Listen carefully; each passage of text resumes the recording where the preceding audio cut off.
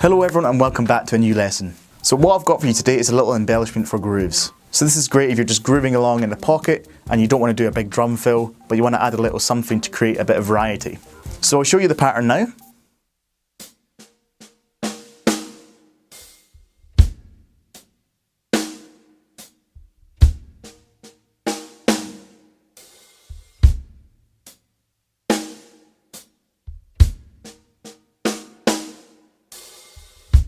So as usual with these patterns, dynamics are everything. So those first two left-hand strokes are ghosted, then we've got a normal stroke in the right hand, and then a final big old accent on the left hand that comes down on the backbeat.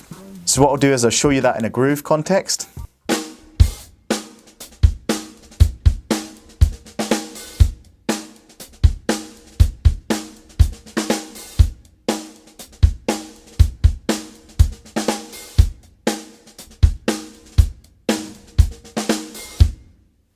So just for demonstration purposes, I kind of exaggerated the dynamics a wee bit.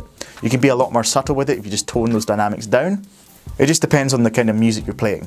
So there you go, that's a nice little embellishment that you can use in your groove. And if you do want to use it as a drum fill, you can just move your right hand over to the toms and experiment with different orchestrations that way. So here's a couple of examples for you.